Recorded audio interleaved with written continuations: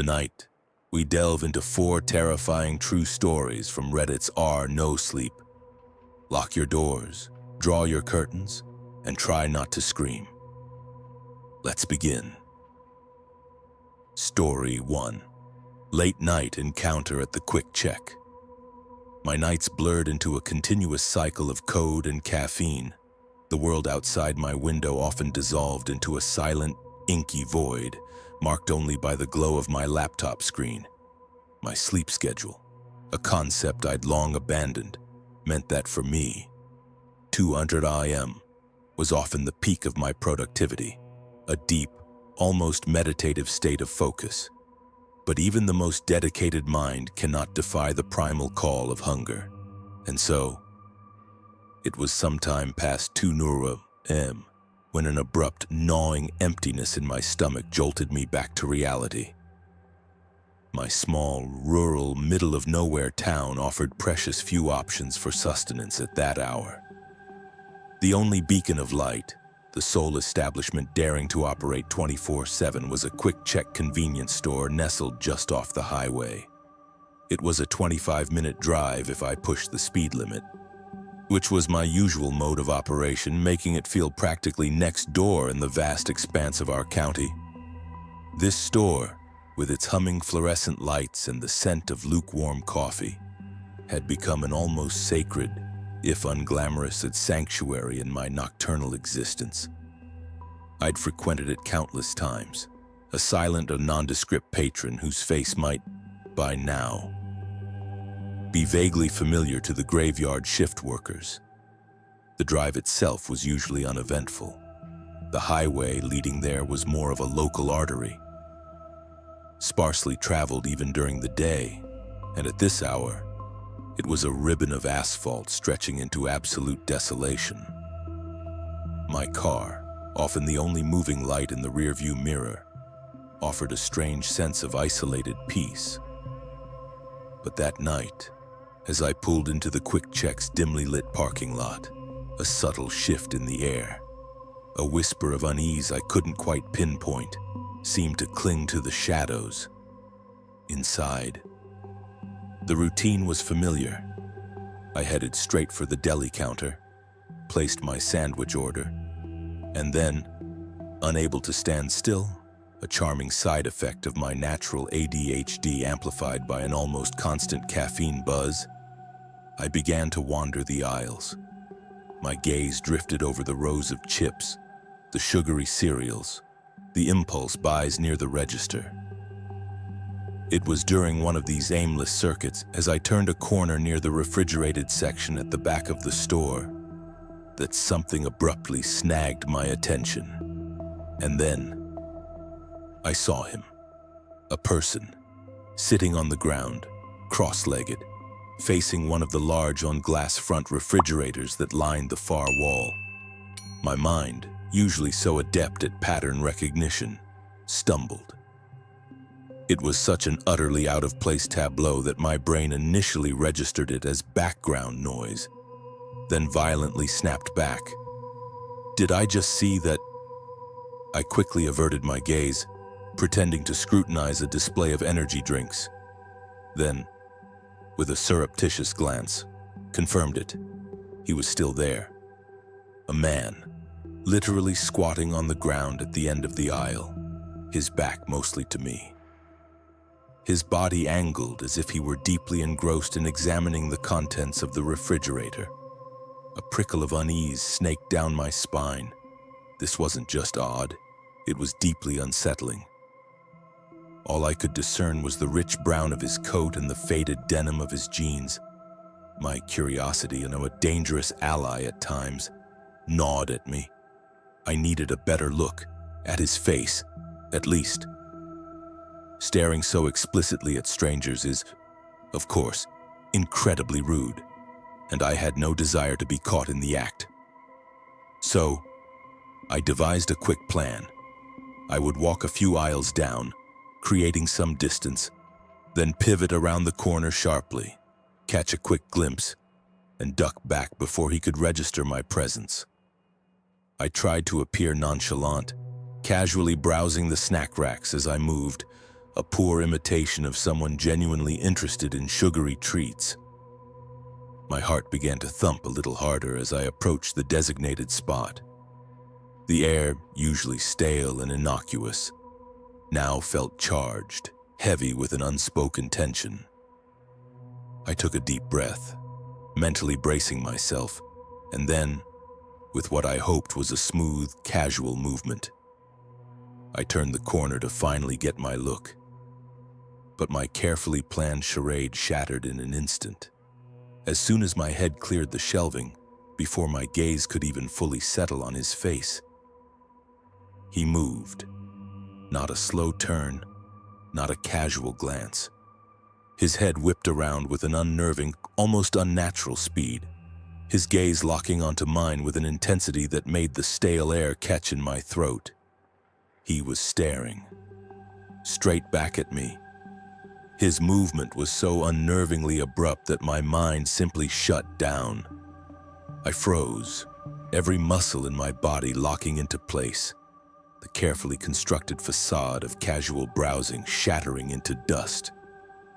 For a few agonizing seconds, I couldn't even recall why I was there, what I was doing, or even who I was. All that existed was the raw, primal terror of being caught, exposed, and locked in that unblinking stare. And then, as my brain struggled to reboot, a horrifying realization dawned: this man was far from normal. Forget the bizarre act of sitting cross-legged, staring blankly into a refrigerator. His face, now fully visible, was a canvas of deeply unsettling features. His eyes, abnormally wide, were fixed on mine with a vacant intensity that transcended mere rudeness. It was a gaze devoid of emotion, yet somehow brimming with a quiet, menacing madness. His lip quivered uncontrollably, a rapid, almost vibrating motion, as if he were perpetually cold, despite the store's warm, recirculated air, a paradox made even stranger by the thick, brown jacket he was wearing. His posture, even sitting, seemed contorted, his body twisted as if straining against an invisible force rather than simply resting. He wasn't smiling, nor was he scowling. It was a dead stare, flat and lifeless, making him seem less like a living person and more like a macabre effigy come to life. He actually looked dead. The whole scene was a nightmare unfolding in the sterile and fluorescent glow of a convenience store aisle. Every fiber of my being screamed to run, to escape this suffocating encounter, after what felt like an eternity, though likely only a handful of seconds. I finally managed to tear my eyes away from his. My heart was a frantic drum against my ribs, a cold sweat pricking at my skin. I dipped quickly into an adjacent aisle, feigning interest in some obscure product, eager to get my sandwich and flee this nightmare. But my order wasn't ready yet. I found myself standing at the counter, a knot of pure anxiety tightening in my gut. The urge to glance back was irresistible, a morbid curiosity battling with my instinct for self-preservation. Cautiously, I angled my body, my eyes darting towards the corner where I had last seen him. Half of me expected him to emerge from one of the aisles, that vacant stare still fixed on me, and I honestly didn't know what I would have done. Scream, run, confront him, but he never did. The corner remained empty, the silence unbroken save for the distant hum of the refrigerators. His absence, however, brought no real relief. Instead, it fueled a new, insidious fear. Where had he gone? Was he waiting, watching from another hidden spot? Finally, a blessed reprieve. My sandwich was ready. I grabbed it, paid quickly, and without another thought, practically sprinted out of the store. The cool night air hit my face like a slap, a welcome shock after the suffocating atmosphere inside. I started the engine, pulled out of the parking space, and turned towards the highway. My sole focus on getting home, on putting as much distance as possible between myself and that unsettling encounter. A wave of immense relief washed over me. It was over. I was safe. Or so I desperately hoped, as I began to merge onto the highway. A flicker of movement at the edge of my vision snagged my attention, pulling me back to the dread I thought I'd left behind. My stomach lurched. It was a fleeting glimpse. A shadow of motion caught at the extreme periphery of my vision as I nudged my car onto the highway access road. Against my better judgment, a horrifying instinct compelled me to glance back towards the store. There, silhouetted against the dim glow of the quick check sign, was a figure bolting from the entrance. Sprinting across the vast expanse of the parking lot towards its farthest edge, my breath caught in my throat. The distinctive brown coat. Even from this distance, even in the poor light, I knew it was him, the strange man from inside. As my car rolled slowly past the convenience store, I stole one last, terrified look. He was already vaulting into a pickup truck, the action impossibly swift and desperate. A cold dread settled deep in my bones. I didn't want to imagine what someone like that, moving with such frantic urgency at 2 a.m., could possibly be rushing to do. I just wanted to be home, safe, and completely removed from whatever dark drama I had stumbled into. I slammed my foot on the gas, the engine roaring in protest as I sped away, leaving the flickering storefront lights to fade rapidly into the desolate darkness behind me. The road ahead was a familiar canvas of nothingness. Mile after mile of empty highway stretching into the pre-dawn gloom. I was accustomed to being the sole car on this stretch at such an hour, which made the sudden appearance of headlights in my rearview mirror all the more jarring. My heart gave a nervous thump. My first rational thought was police. I wasn't exactly adhering to the speed limit, so I instinctively eased off the accelerator, bracing for the inevitable flash of blue and red. But the headlights kept approaching, closing the distance at an alarming rate, faster than any patrol car I'd ever encountered. A knot tightened in my gut. This wasn't a ticket, this felt different, predatory. Then, as the vehicle finally drew close enough to fill my mirror, my breath hitched. It wasn't a cop. The boxy silhouette, the aggressive manner in which it clung to my bumper.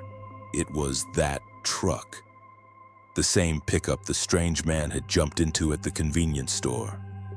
I had never been more certain of anything in my life, and that certainty was a cold, paralyzing terror. All rational thought vanished, replaced by an animalistic surge of adrenaline. I mashed my foot back onto the gas pedal, the speedometer needle climbing frantically. Behind me, the truck responded instantly. Its headlights flashed erratically, a frantic, aggressive beacon in the dark. The blaring horn echoed through the desolate night, a guttural roar of pursuit. My mind reeled, a torrent of panicked thoughts. Outrun him or pull over and pray he'd just drive past. I was in a sedan. He was in a pickup. A sedan should be faster, more agile. I chose to run. The faster I drove, the more suffocating the terror became. It was a primal fear, the bone-deep certainty that I was hurtling towards death. At 100 km/h, a voice in my head screamed, raw and desperate, that I was going to die if I kept accelerating. I swerved into the right lane, a desperate gamble, hoping he would shoot past me, leaving me behind. But instead, the truck mirrored my move, swerving to stay directly on my tail, a monstrous shadow refusing to be shaken. Every instinct shrieked at me to stop. I began to slow, intending to pull over onto the shoulder to surrender to the incomprehensible madness unfolding behind me. But the moment my foot lifted from the gas, a violent jolt slammed into my car. The truck had rammed me, my hands clamped onto the steering wheel, knuckles white, fighting to stabilize the vehicle as it lurched violently. In that instant, every doubt, every attempt at rationalization evaporated. This wasn't some deranged joyride. This wasn't a warning.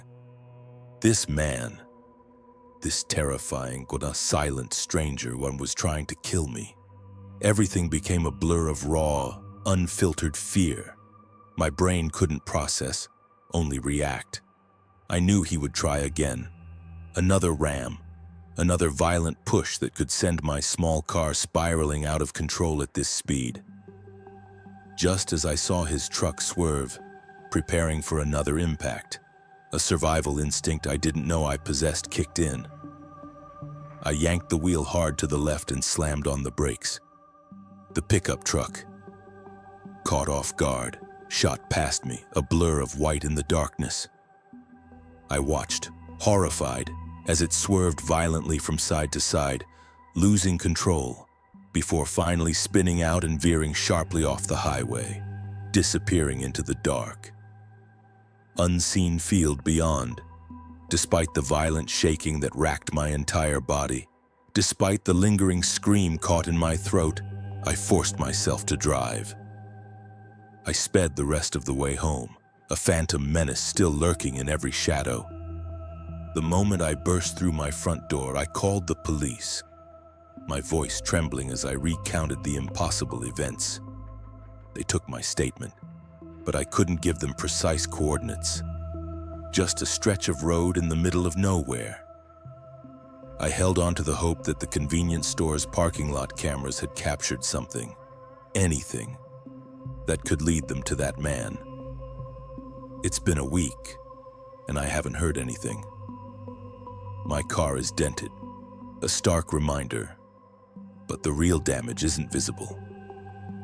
The chilling question remains, a festering wound in my mind. Why me? What did he want? I only know one thing for certain. I hope I never, ever see him again. The thought alone sends a fresh wave of ice through my veins. A persistent dread that perhaps he's still out there. Story 2. The Desolate Highway Encounter. This happened in the summer of 2022. I was 25, navigating what one might call an unconventional logistics career. My days, or more often, my nights, were spent behind the wheel of a delivery truck, hauling refurbished electronics and custom PC parts for a startup that dared to challenge the giants of last-mile delivery in the most remote corners of the Southwest. The routes were a brutal test of endurance, often stretching for 12 uninterrupted hours, plunging me deep into desolate landscapes that most delivery companies simply refused to touch. The pay, while decent, barely justified the relentless isolation. Yet, I found a strange solace in the long drives, a legacy from a road-tripping upbringing. This particular night, the clock on my dashboard read a little past 1 a.m., and I was deep into the final and mind-numbing stretch of a Phoenix to Lovington run. Route 82 unspooled before me, a narrow, poorly lit ribbon of asphalt winding through the profound emptiness bordering Lincoln National Forest in southern New Mexico. If you've never experienced that kind of isolation at night, it's impossible to truly convey the suffocating sense of being utterly alone. Another car was a rare ghost, perhaps every 20 or 30 minutes if luck was on your side. And here's the insidious part about that specific stretch: it was the only viable route for miles. Any GPS alternative would tack on a soul-crushing 2 hours, detouring north through some forgotten town like Carrizozo. So, if you had a destination in this forgotten corner of New Mexico, Route 82 was your inescapable fate. I was listening to a true crime podcast, the detached narrator's voice a fragile tether to sanity. When my headlights swept around a gentle bend, illuminating a stark anomaly in the darkness. A small, red hatchback pulled awkwardly onto the gravel shoulder, its hazard lights blinking a desperate, rhythmic plea for attention. Out of sheer, ingrained habit, I eased off the accelerator. As I drew closer, the beam of my headlights cut through the gloom, revealing a lone figure standing beside the stranded car. It was a woman, holding her phone high above her head, an almost comical gesture of futility in this cellular wasteland. My initial instinct, honed by years of traversing these unforgiving roads and a steady diet of true crime stories, screamed at me to keep driving. I'm not heartless. But I'm certainly not naive about the predatory situations that can manifest in these parts of the state, especially at this ungodly hour. A cold wave of unease washed over me, a silent warning echoing in the vast emptiness. But then, a different voice, a more human one, cut through the paranoia.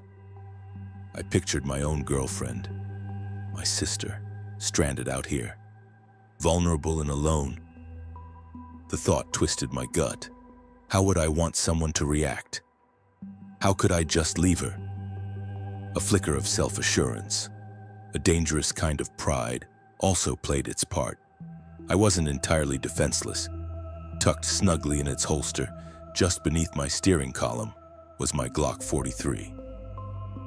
I'd never explicitly asked for permission from my company to arm myself, but given the sheer remoteness and questionable clientele of some of our delivery zones, it felt less like a choice and more like common sense, a necessary evil.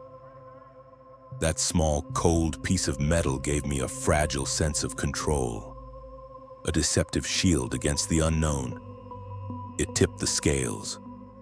Despite the persistent unease, despite the chilling whispers of caution, I began to slow the truck, my decision hanging heavy in the air. I cracked the passenger window open a mere couple of inches, a tiny aperture between my fragile bubble of safety and the encroaching darkness. I slowed the truck, a decision that felt both morally right and incredibly stupid. The woman, who didn't seem much older than me, rushed forward immediately. She tried the passenger door handle, confirming it was locked.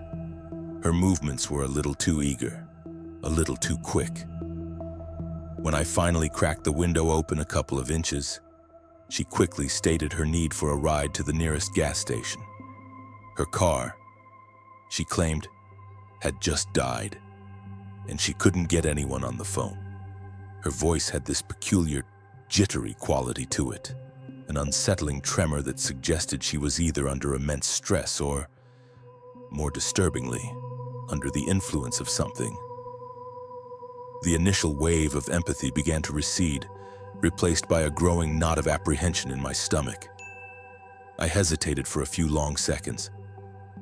The silence of the desert night pressing in, the situation felt off. Terribly off. But the cold, hard reality of the Glock 43 nestled under my steering column tipped the scales. It was a crude, dangerous form of insurance. I reasoned that if things did get sketchy, I wouldn't be entirely helpless. I would be able to handle myself. The thought, however, brought little comfort, merely a false sense of control in a situation I was rapidly losing command over. Taking a deep breath, I reached down and unlocked the passenger door. She got in quickly, almost too quickly, like a shadow slipping into the truck's sparse light. Her "thank you so much" was vague and slightly slurred, her eyes darting away from mine, avoiding any direct contact. The way she mumbled her words, coupled with her jittery demeanor, made me suspect she might be drunk, or at least tipsy. A fresh wave of caution washed over me, crystallizing into a firm decision: keep her calm, get her to the next town, and then get her out.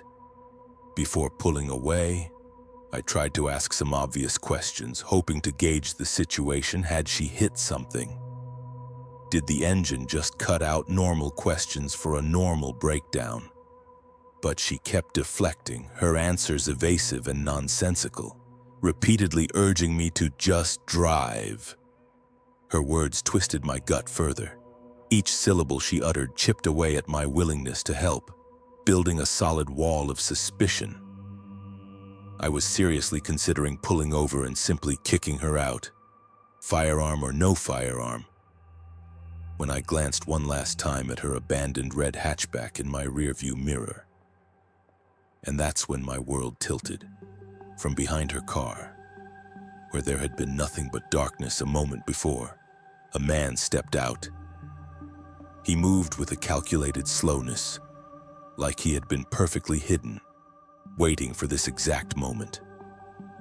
A cold, sharp jolt of pure adrenaline shot through me, an electric current of terror that made my entire body lock up. A trap. The thought exploded in my mind. My head snapped forward, my eyes wide, desperately scanning the road ahead, 50 feet in front of us. Another figure had materialized directly in the middle of the narrow highway. He was holding something long in his hands. Maybe a bat, maybe a pipe, glistening faintly in the truck's headlights. I couldn't make out the details, but the intent was unmistakable. He started moving towards my truck, a slow, deliberate march that felt like the Grim Reaper approaching. In that instant, every ounce of reason, every pretense of civility, evaporated. My survival instinct, raw and brutal, seized control. I slammed my foot on the accelerator, flooring it without a second's hesitation, without any thought of subtlety. The truck roared, surging forward. The woman beside me whipped around, a sudden, violent movement, her eyes darting back towards the two figures now rapidly shrinking in the rear view. She immediately started yelling, a high-pitched, frantic sound that pierced the roar of the engine. Then, her hand plunged into her purse, rummaging wildly for something. A terrifying certainty gripped me. I knew what she was looking for. Before the situation could escalate further, before she could pull out whatever weapon she intended, I barked, "Freeze!" My hand moved with an almost detached precision, drawing the Glock 43 from its holster. I didn't point it directly at her, but instead rested it on the steering wheel, making sure the cold, metallic gleam of the barrel was undeniably visible in the dim cabin light. Whatever she had been reaching for, her hand froze, suspended in the depths of her purse. Her yelling stopped abruptly, replaced by a chilling silence. Her head slowly turned forward, her eyes fixed on the empty road ahead. Her expression completely unreadable. My heart hammered against my ribs, a frantic drum against the silence. We were in motion, but the danger was far from over. The remaining minutes of that drive felt like an eternity. Stretched thin and taut by the chilling silence that had fallen inside the truck, the woman sat motionless beside me, her eyes locked straight ahead, her face a mask I couldn't penetrate. The roar of the engine was the only sound, a deafening counterpoint to the frantic pounding of my heart.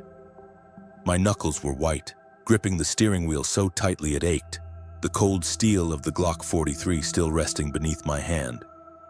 Every shadow cast by the sparse desert flora seemed to morph into a lurking figure, every distant light, a pursuing threat.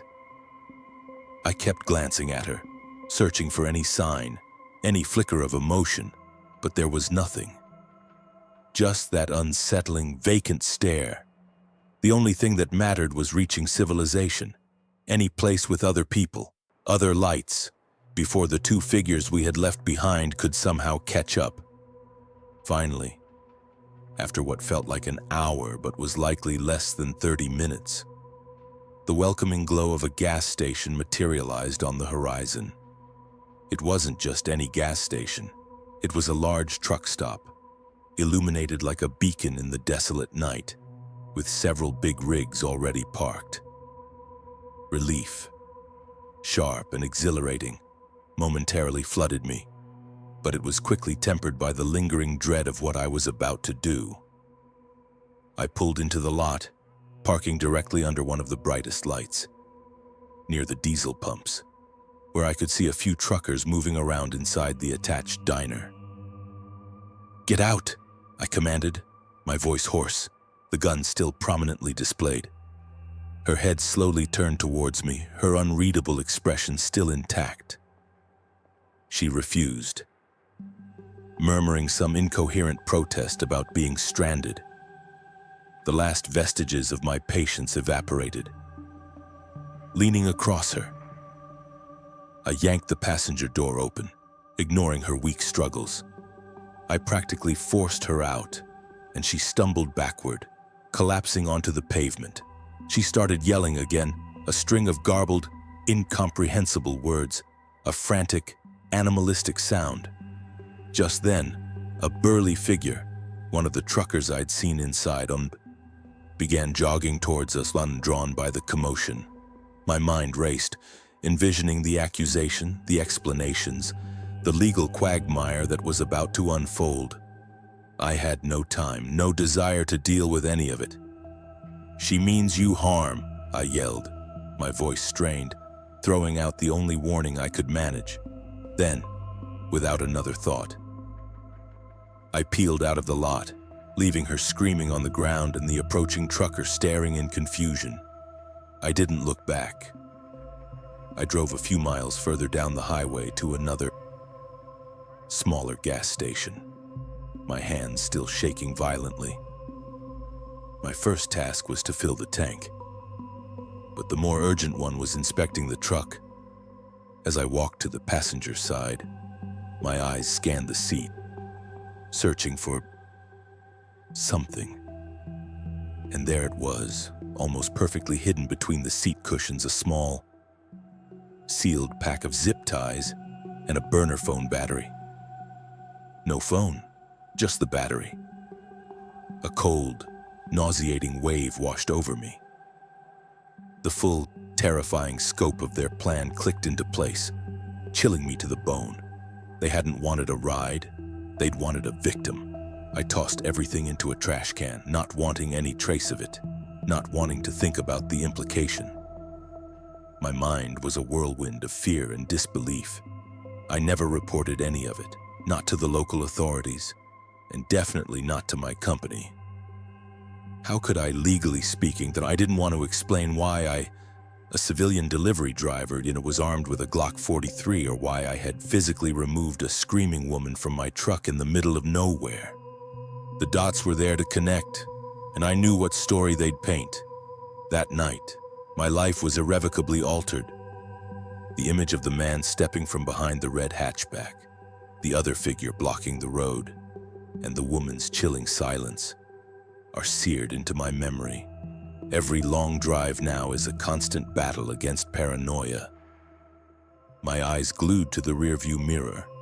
I still carry that gun, a silent, heavy reminder of the darkness that lurks on desolate roads, and the certainty that being armed that night may have very well saved my life, leaving me with only the psychological scars of an encounter I'll never truly understand.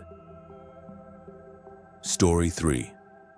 The public restroom encounter our cross-country drive from Utah to a new life in Georgia had, until that point, been a tapestry of shifting landscapes and shared laughter.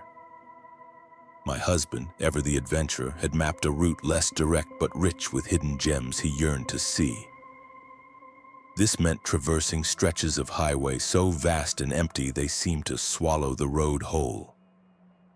I, being one of those fortunate souls who can fall asleep anywhere in a moving vehicle, had spent a good part of the day lost in a deep slumber. The rhythmic hum of the car a soothing lullaby, as the sun dipped below the horizon, painting the Kansas plains in hues of orange and purple. I drifted off, wrapped in the comforting normalcy of our journey. It was close to 10 at night when the gentle deceleration of our car stirred me awake.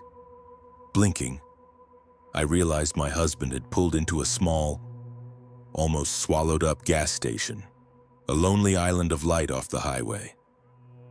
We were deep in a part of western Kansas, where the highway was just a ribbon cutting through 100 miles of unbroken farmland.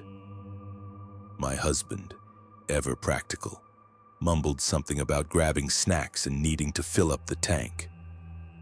Seeing the illuminated sign for restrooms, I decided this was my chance for a proper break, a luxury not always afforded on these desolate routes. Without a second thought, and in what would later strike me as a moment of profound naivete, I left my phone and purse in the car. It was just a quick in and out. After all, what could possibly happen inside? The gas station was dimly lit and eerily quiet. The cashier, an older guy with a tired slump to his shoulders, didn't even bother to look up from his magazine as I walked past. The bathrooms were tucked down a narrow, shadowy hallway at the back of the store. And as I reached the women's door, pushing it open, I almost collided with someone coming out. It was a woman, and the sight of her sent an immediate, sharp jolt of unease through me. Her hair was what hit me first, a tangled, matted mess of gray, unkempt and frankly, rather disgusting. It looked oddly sticky, as if it hadn't seen a brush or shampoo in weeks, maybe months.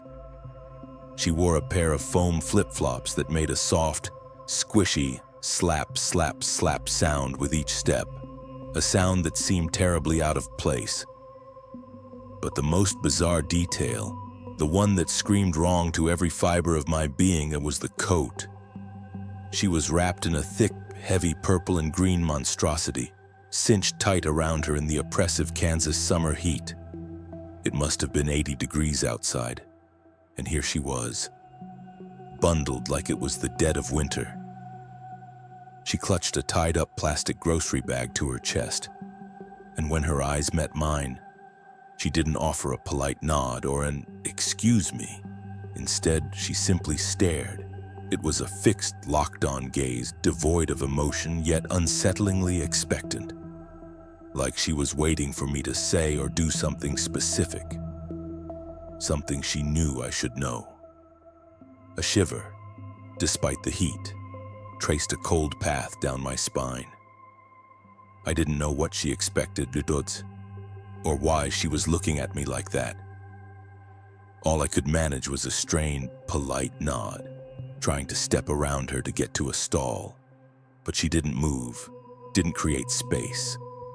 The silence stretched, thick and heavy, until I finally managed to squeeze past. I just wanted to get into that stall, away from her unnerving presence, and get out of there. I fully expected her to leave, to finally make her exit from the small, stale confines of the restroom. But no. Instead of walking out the door, the woman slowly turned, and with that same bizarre, empty stare, she took a deliberate step toward the sink area, following me deeper into the small, mold-enclosed space.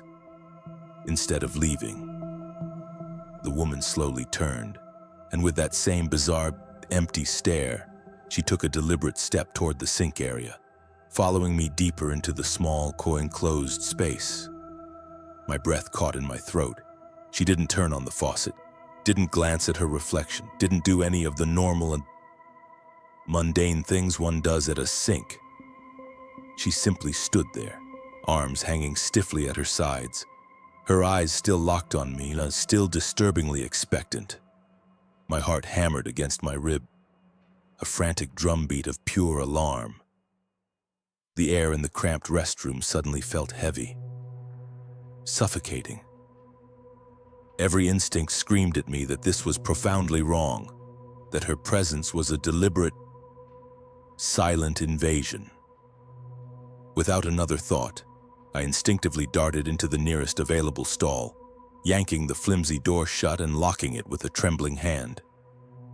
The metallic click echoed too loudly in the sudden silence. The second I sat down on the cold porcelain, a wave of profound regret washed over me. chilling me more than the summer night outside. My phone, my purse, both were back in the car. I had no way to contact my husband, no lifeline to the outside world.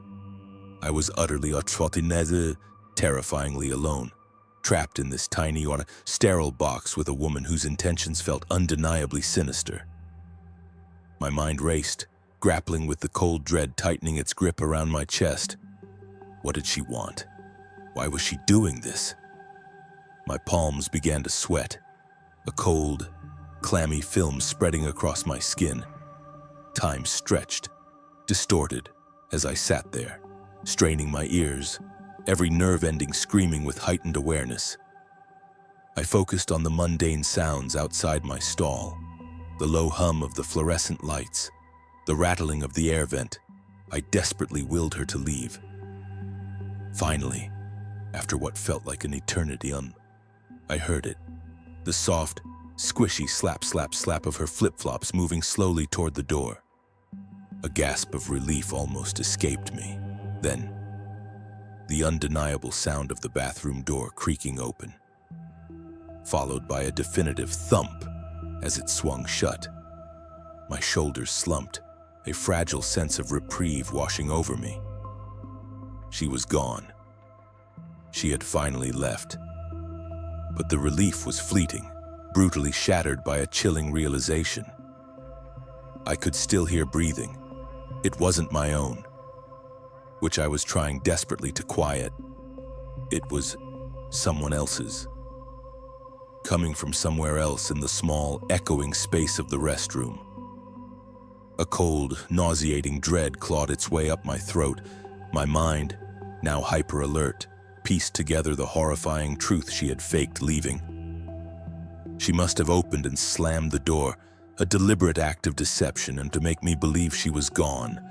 She was still in here, lurking silently, perhaps just out of sight, pressed against the wall near the exit, waiting. The thought sent a jolt of pure terror through me, paralyzing me.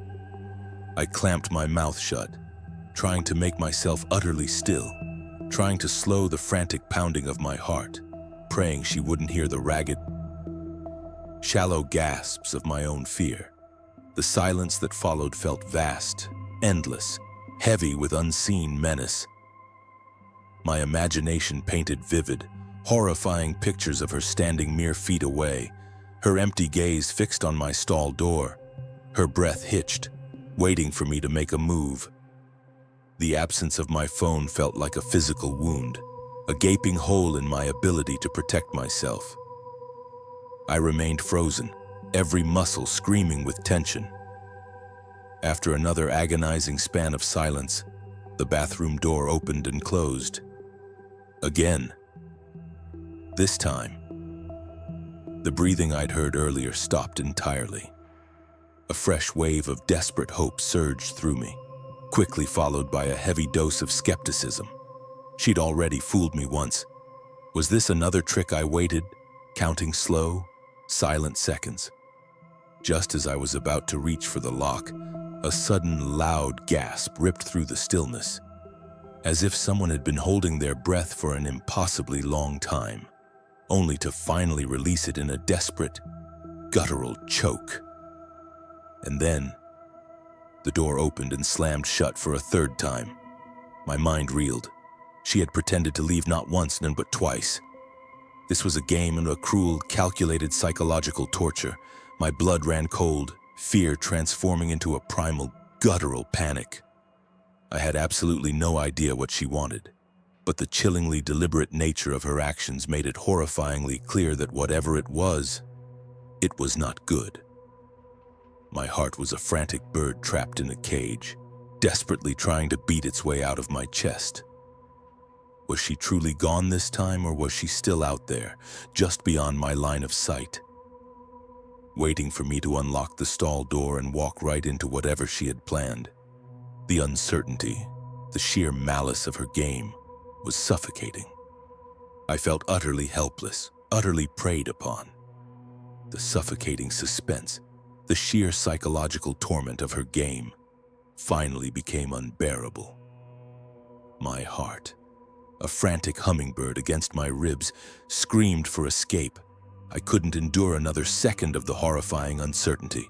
With a silent, desperate prayer, I reached for the lock on the stall door, twisting it as gently, as imperceptibly as possible. Every muscle in my body was coiled tight, ready to spring, fully expecting to see her standing there, a silent, menacing sentinel, just beyond the flimsy barrier. My breath hitched, a thin, painful gasp, but the bathroom was empty, a wave of dizzying relief, so potent it almost made my knees buckle, washed over me. Yet a cold sliver of doubt remained, a cruel echo of her previous deceptions. Had she truly left this time, or was this another layer of her twisted game? I didn't dare linger. Moving with a forced, mechanical precision, I darted to the sink, splashing cold water on my face, scrubbing my hands with frantic urgency, my eyes darting nervously to the door, to the corners, to every shadow that could conceal her. The mundane act felt strangely violated, tainted by her presence. The air still felt heavy, charged with residual menace. I hurried out of the bathroom, my senses on high alert, scanning the main store area, half expecting her to materialize from behind an aisle of snacks, her bizarre, expectant gaze locking onto me once more. Thankfully, the store's fluorescent lights illuminated a scene of ordinary activity. A large man, a looming figure with a full shopping basket, was checking out at the counter, chatting amiably with the cashier. He seemed so utterly wonderfully normal. I lingered near a rack of sunglasses, feigning interest, deliberately using his broad back as a shield. My plan was simple: wait for him to finish, then slip out behind him. A perverse part of me thought, if she was waiting outside, at least there'd be another person, or no witness, a buffer between me and whatever twisted intention she harbored. It was a flimsy hope, a desperate act of self-preservation, but it was all I had. The moment I stepped out into the crisp night air, that fragile hope shattered. As soon as my foot hit the asphalt, I saw her. She was there, just to the side of the front entrance, lurking in the shadows cast by the overhead lights. She wasn't just standing. She was subtly crouched, a predatory coil to her posture. Her eyes now gleaming with an undeniable, chilling malevolence as they locked onto me. In her hand, I could make out a glint of metal, a dark, elongated shape that I couldn't quite identify. But my mind screamed knife. The way she held it, low and hidden, the way her body was tense, poised. It wasn't just a glare, it was a preparation. I braced myself, my muscles tightening, my throat constricting. I was ready to scream, to run, to fight for my life. But instead of lunging, instead of moving toward me, the woman abruptly turned. With a silent, disturbing swiftness, she skirted the edge of the building, disappearing around the side, heading toward the back. My breath burst out of me in a ragged gasp. The sudden, inexplicable shift in her behavior was almost as terrifying as the confrontation itself.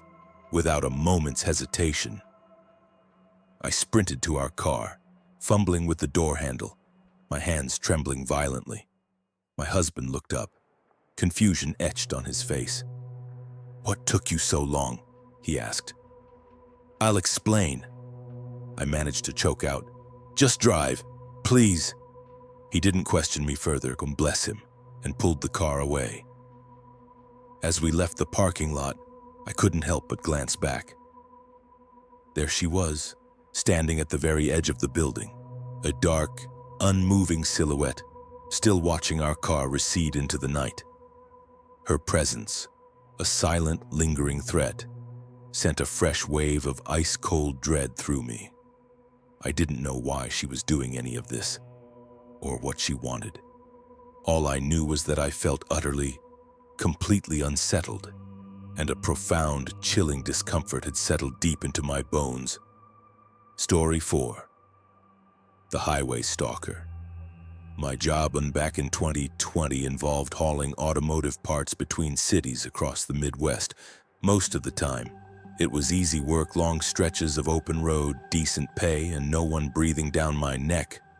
But that job, that mundane, solitary job, is also the chilling reason I will never ever stop at a highway rest area after dark again. It's a lesson etched deep into my memory, a constant low thrum of dread whenever the sun sets and I'm behind the wheel. It was mid-January, the kind of freezing cold night that bites at your skin even through layers. The kind where the dashboard lights felt too bright against the profound, inky blackness outside. I was making my usual run along the main interstate, heading east, tasked with a package delivery to a city several hours away. The drive was about 3.5 hours, and I'd left around 8:00 p.m. By 10:30, I was deep in that desolate, monotonous stretch of highway, where the only sounds were the hum of my tires on the asphalt and the occasional roar of a semi-truck blasting by in the opposite lane.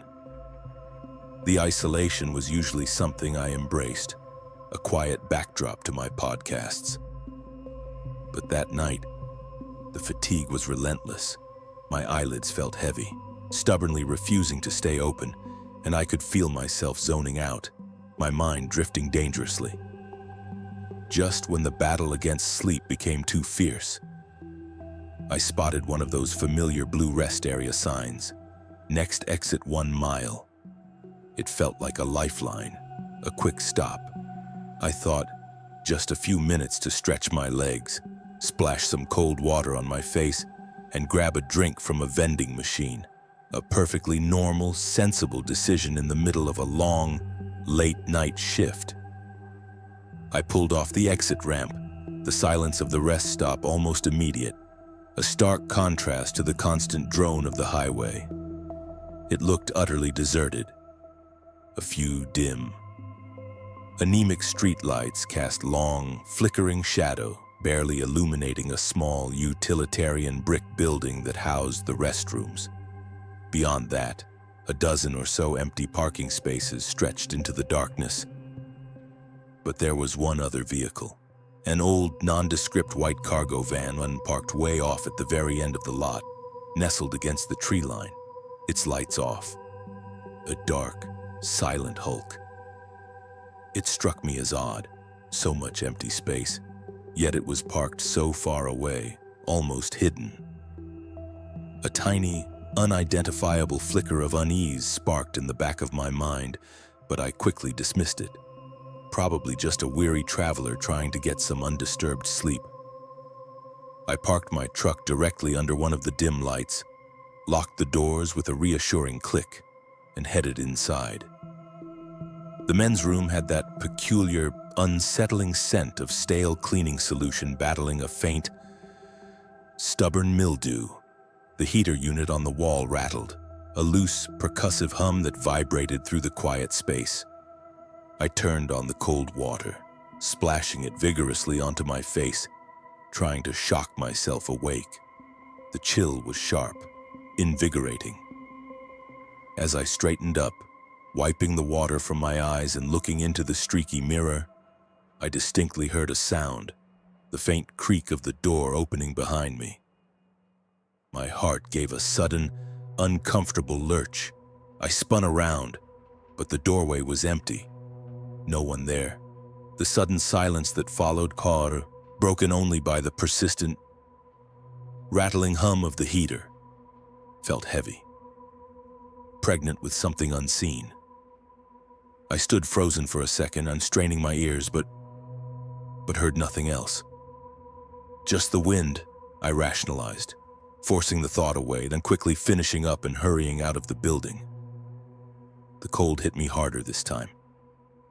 But it wasn't just the January air. My breath hitched.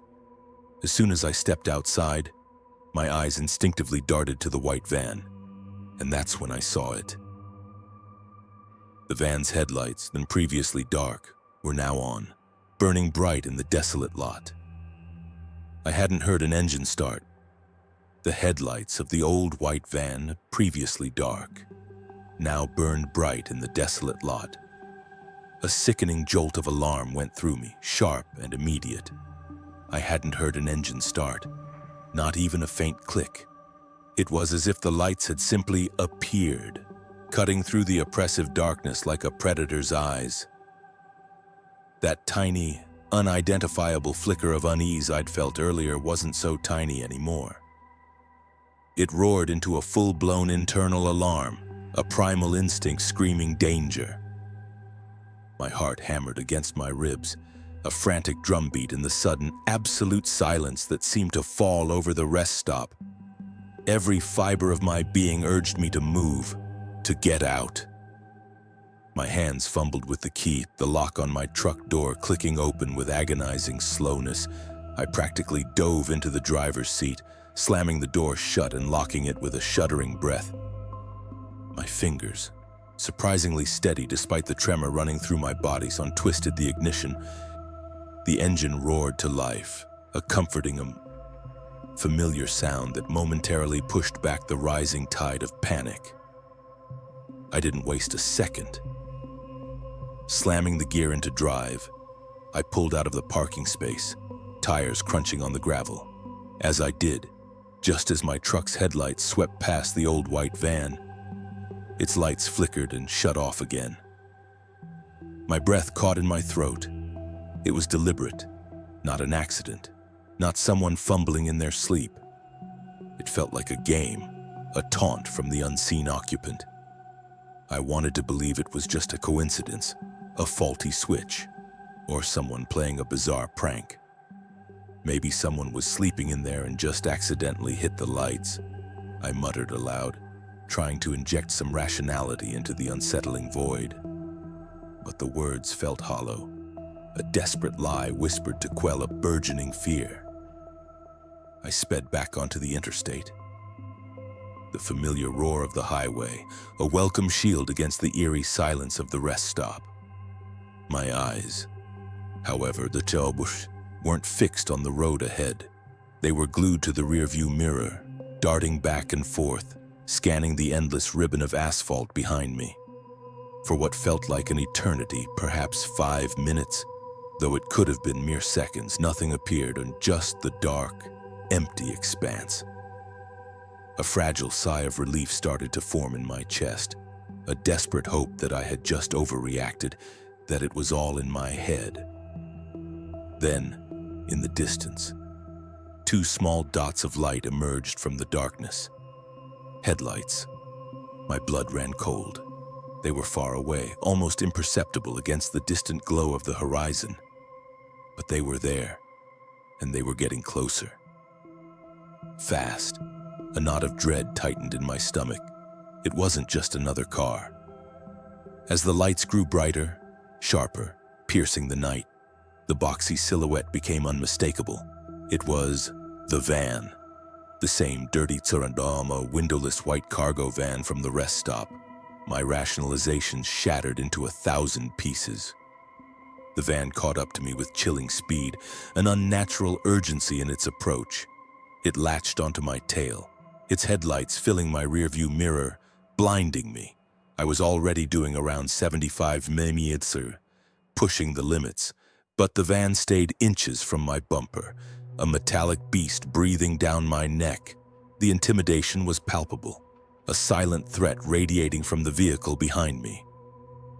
My grip on the steering wheel tightened, knuckles white. What did they want? Why were they doing this? My mind raced, trying to find an answer, any answer that didn't involve malicious intent. Then, the van switched lanes. It sped up, pulling alongside me, matching my exact speed, wheel to wheel. My eyes flicked to the passenger side. The driver's window rolled down halfway, a slow, deliberate movement that felt incredibly menacing in the dead of night. I strained to see into the dim interior, but all I could make out was a shadow, a vague outline of a figure, perhaps wearing a baseball cap. A chill snaked down my spine. The shadowy figure began to gesture. A series of frantic, insistent motions. They pointed at me, then emphatically towards the bed of my truck, making a rolling motion with their hands, as if to say, "Roll down your window." I knew instinctively not to. My gut screamed at me to keep the window up, to maintain the thin barrier between me and them. But the gestures continued, more urgent now, pointing directly at my empty truck bed. A flicker of doubt, a desperate attempt at rationalization, crossed my mind. Maybe, just maybe, something had come loose. A strap, a piece of equipment I hadn't noticed. I hesitated, my foot hovering over the accelerator, my mind warring with itself. But then, as my eyes darted to my own rearview mirror, reflecting the back of my truck, it hit me. The bed of the truck was completely empty. It had been empty when I left the depot. There was nothing there to come loose, nothing to fall out. The realization struck me like a physical blow, cold and absolute. He wasn't trying to warn me, he was trying to get me to stop. And whatever his true intentions were, they were far more sinister than a simple roadside warning. The realization hit me like a cold, hard slap. The bed of my truck was completely empty. It had been empty the entire journey. There was nothing for him to warn me about. No loose strap, no fallen cargo, his frantic gestures, his pointing at my truck, and it wasn't a warning. It was a pretense, a lure. He wasn't trying to help me, he was trying to get me to stop. The final piece of my desperate rationalization crumbled, replaced by a pure, unadulterated terror that seized my gut. Every nerve ending in my body screamed, a silent siren wailing of imminent danger. I clenched my jaw, my knuckles white against the steering wheel, and pretended not to notice him. I stared straight ahead, a cold sweat breaking out on my forehead despite the freezing January air. But he wouldn't be ignored. The van began to honk, a jarring, insistent blare that echoed through the desolate night. Then, it started drifting closer, encroaching on my lane, forcing me to swerve slightly to maintain distance. My heart hammered, a frantic drum against my ribs. What was his play? What did he want? The questions ricocheted through my mind, each one more terrifying than the last. Suddenly, without warning, the van sped ahead, cutting sharply in front of me. For a split second, my blood ran cold, a paralyzing fear that he was going to slam on his brakes, forcing a collision. But instead, with a violent jerk, he veered onto the shoulder of the highway, tires kicking up gravel, and came to an abrupt, screeching halt. I flew past him, my truck shaking from the sudden maneuver, my chest heaving with a gasp I hadn't realized I was holding. That was it. He wanted me to stop, to pull over. And I knew, with every fiber of my being, that doing so would mean facing something unspeakable. My foot instinctively slammed down on the accelerator. Nearly 90 men up now. The truck vibrated beneath me, but the speed was a desperate shield, a fragile barrier between me and the horror I had just evaded. I stayed in the fast lane, a singular thought screaming in my head. Get away. Get home. For a few precious seconds, the rearview mirror showed nothing but the endless and autumnal, dark highway behind me, a wave of fleeting relief, quickly choked by lingering dread. Then, just as the tension began to ease, the van was back, two small menacing dots in the distance, rapidly growing larger, and he had turned around. He was following again, and for the next 20 miles when it was a terrifying dance of cat and mouse. Sometimes he'd fade back until he was just a distant speck, and I'd allow myself a sliver of hope. Then, out of nowhere, he'd surge forward, his headlights suddenly filling my mirror, pressing against my bumper, a relentless, silent hunter. I couldn't endure it anymore. I needed light, people, witnesses. The next sign promised a truck stop 5 miles ahead. I took the exit, my tires squealing as I rounded the ramp and pulled into the brightly lit lot. I parked directly under one of the towering lights near the diesel pumps, right where several semi-trucks were already lined up. I could see the faint figures of truckers inside the diner next door, a beacon of normalcy in the chaotic fear. I waited. 1 minute, 2. Then, slowly, almost deliberately, the white van appeared. It crept up the ramp, glided into the lot, and parked at the far end. Its front facing directly towards my truck. It sat there, idling, a silent, predatory presence. I didn't hesitate. I threw open my door and practically ran into the diner. The bell above the door jingled, and the woman behind the counter, perhaps in her 50s, looked up. "A van's been following me for the last half hour," I blurted out, my voice ragged, my body shaking visibly. She must have seen the raw terror in my eyes, because she immediately called over a burly trucker sitting at the counter. He stood up, a mountain of a man in a flannel shirt with a gray beard, and walked outside with me. The moment we stepped out, the van was still there, a silent sentinel. The trucker muttered, "Yeah, that ain't good," and told me to go back inside. He walked straight towards the van. I couldn't hear what he said. But a few seconds later, the van's engine revved. It reversed sharply, spun around, and peeled out of the lot, heading back towards the highway, disappearing into the vast, indifferent night. The trucker came back inside, shaking his head. "2 guys in there," he said, his voice grim. "Both in hoodies, just staring straight ahead, not saying a word." I stayed in that diner for almost an hour, my nerves slowly fraying, until I was certain they were truly gone. The rest of my drive home was a blur, my eyes glued to the rearview mirror, my heart leaping at every distant headlight. When I finally reached Davenport, I parked under the brightest hotel lights I could find and immediately checked my truck. Everything seemed fine, nothing stolen, but there were 2 distinct, smudged handprints on the tailgate, as if someone had tried to pry it open with dirty hands. I quit that job a few months later. Now, every time I drive long distance, I fill up before dark, pack snacks, and I don't stop unless it's somewhere crowded and open 24 hours.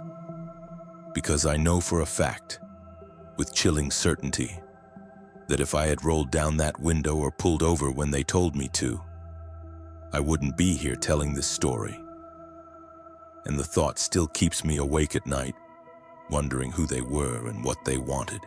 And what, if you have a story, an experience you can't quite explain, send it to me at email truecreepyexperiences@gmail.com.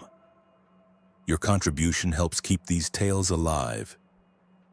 And if you found yourself unsettled by tonight's stories, consider liking this video and subscribing for more.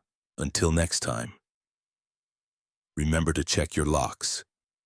Not everything stays outside.